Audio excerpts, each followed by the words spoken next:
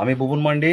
আপনারা নিশ্চয়ই কম বেশি অবগত আছেন যে গত 17 তারিখে রামপুরহাটে জাস্টিস ফর কুইডি মিরুকে নিয়ে যে মহা সমাবেশ দিসম আদিবাসী গাঁওতার পক্ষ থেকে আয়োজন করা হয়েছিল, আপনারা সোশ্যাল মিডিয়াতে কম বেশি দেখেছেন। সেই সভায় যাবার পথে আমাদের পশ্চিম বর্ধমান জেলার পড়াশিয়া থেকে যে গাড়ি গিয়েছিল সেই গাড়িটি জঙ্গলের মধ্যে দুর্ঘটনাগ্রস্ত হয় এবং সেটা আমাদের গাঁওতা সংগঠনের পক্ষ থেকে এবং স্থানীয় প্রশাসনের মাধ্যমে প্রায় 10 মিনিটের মধ্যে উদ্ধার কার্যে হাত লাগানো হয় এবং সেখানে একটি বাসের কন্ট্রাক্টরকে এবং ড্রাইভারকে খুব আন্তরিকভাবে আমরা ধন্যবাদ দেব, যারা গিয়ে পৌঁছে গিয়েছিল এবং তারা উদ্ধার কার্যে হাত লাগিয়েছিল।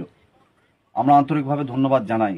এই একটা দুর্ঘটনায় আমরা যারা ওই জনসমাবেশ যারা আমরা গ্রহণ করেছিলাম বা যে সংগঠনের প্রত্যেকটি সদস্য মানে খুব চিন্তাগ্রস্ত হয়ে পড়ি, কিন্তু সাথে সাথে তাদেরকে তুলে নিয়ে গিয়ে হসপিটালে নিয়ে যাওয়া হয়, সেখানে প্রাথমিক চিকিৎসা করা হয়, তারপর বর্ধমানে ট্রান্সফার করা হয়েছিল। কিন্তু সেখানে না গিয়ে সরাসরি, যেহেতু পশ্চিম বর্ধমানের রানীগঞ্জের কাছাকাছি এরিয়া পড়াশিয়ায়, রানীগঞ্জে সবাইকে নিয়ে আসা হয়।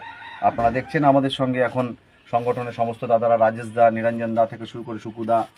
সেদিনকে এই অ্যাক্সিডেন্টের ফলে যাদের সব থেকে বড় হাত ছিল আমাদের উদ্ধার কার্যে, এই সুনীল দা রয়েছেন, ওখানে মিঠুন দা রয়েছেন, এখানে আরও ভাইয়েরা রয়েছেন। আপনাদের বলে দিতে চাই যে সেই দুর্ঘটনাগ্রস্ত যেসব আমাদের আহত হয়েছিলেন তাদেরকে আমরা আজকে সংগঠনের তরফ থেকে যথাসম্ভব আর্থিক মদত কি আর্থিক সাহায্য করার চেষ্টা করলাম। আমরা খুব ছোট্ট সংগঠন, আমাদের দ্বারা হয়তো সব কিছু সম্ভব নয়, তবু যেটুকু আমাদের সংগঠন মানুষের ভালোবাসায় চলে, যেটুকু দান আমরা কালেকশন করতে পেরেছি সেইটুকু আর্থিক সাহায্য আমরা প্রত্যেককে করার চেষ্টা করলাম, সাথে কিছু খাবার দাবার এবং ওষুধপত্র যাতে খেয়ে তাড়াতাড়ি সুস্থ হয়ে ওঠে। কারণ আমরা কেউ নয়, সংগঠনের কেউ কোনো নেতা বা কেউ কোনো পদে নেই, আমরা মানুষের ভালোবাসায় আজকে এই জায়গায় আছি। আমাদের সামনে আপনি দেখাতেই ভাইকে বলবো যে দুজন এখানে আছেন যারা সেদিনকে দুর্ঘটনাগ্রস্ত হয়েছিলেন, পাশাপাশি রয়েছেন। আমরা চাইবো ভগবান বা ডাক্তারের ওষুধ খেয়ে এনারা তাড়াতাড়ি সুস্থ হয়ে উঠুন। আমাদের দিসম আদিবাসী গাঁওতার মাননীয় রাজ্যের দাদা সদস্য রয়েছেন, দাদা রবীন সরেন, আমাদের যিনি রাজ্য সভাপতি রবীন সরেনের নির্দেশে আমাদের রাজেশ টুডু যিনি আমাদের রাজ্য সদস্য, ওনার উদ্যোগে এখানে আমাদের পরিমল ভাই আছেন, সবাই সাহায্যে, সুনীল দা আছেন, সুকুদা আছেন, মিঠুন দা আছেন, সবাই সাহায্যে আজকে প্রত্যেকটি আহত সদস্য বা সমর্থক বলুন তাদের বাড়ি বাড়ি এসে আমরা যেটুকু সাহায্য করতে পারলাম করলাম। আগামী দিনে এদের যাবতীয় খরচ খরচা চিকিৎসা সংক্রান্ত তার সবসময় আমাদের দিসম আদিবাসী গাঁওতা সেটা নিতে বদ্ধপরিকর এবং এটা আমাদের দায়িত্ব কর্তব্যের মধ্যেই পড়ে। আমি বলবো রাজেশ দাকে ছোট্ট করে একটা কথা বলতে, যে আমরা আচ্ছা নিরঞ্জন আমাদের জেলা সদস্য, আমরা সমস্ত সময় এই মানুষের ভালোবাসায় আপ্লুত, মানুষের সঙ্গে থেকে কাজ করার চেষ্টা করি। আমি নিরঞ্জনকে বলবো যে এই ঘটনার পরিপ্রেক্ষিতে যেভাবে দ্রুততার সাথে কাজ করা হলো, দুজন পুলিশ অফিসার সহযোগিতা করলেন এবং আজকে এখানে এলাম, যাদের দেখলাম আগামী দিনে আমরা কিভাবে তাদের পাশে দাঁড়াবো। একদম আমরা দিসম আদিবাসী গাঁওতার প্রত্যেকটা সদস্য একদম এক একটা সৈনিক, আর আমরা অঙ্গীকারবদ্ধ প্রত্যেকের কাছে আমরা আহতদের পাশে সবসময় আছি।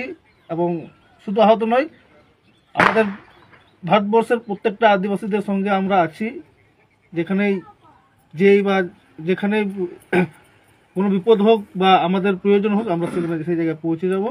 নমস্কার, অসংখ্য নমস্কার নিরঞ্জন দাকে এবং গাঁওতার প্রত্যেকটি সদস্য সমর্থক যারা এই ঘটনা দেখছেন সোশ্যাল মিডিয়ার মাধ্যমে দিসম আদিবাসী গাঁওতার পেজ থেকে, তাদের কাছে আমরা এইটুকু বলবো যে অনেকে এই যে দুর্ঘটনা ঘটেছিল, আমরা বিশেষ সূত্র মারফত খবর পাচ্ছি, সেই দুর্ঘটনাকে অনেকে অনেক অতিরঞ্জিত করে বলছে ব্লাড লাগবে, অনেকে বলছে যে টাকা পয়সা লাগবে, সেইগুলো তারা সোশ্যাল মিডিয়াতে পোস্ট করার চেষ্টা করছে, যে খবর আমাদের কাছে আসছে। তো দয়া করে দিসম আদিবাসী গাঁওতার পক্ষ থেকে বলছি, যা করার দিসম আদিবাসী গাঁওতার প্রত্যেকটা সদস্য আছে আমরা করব।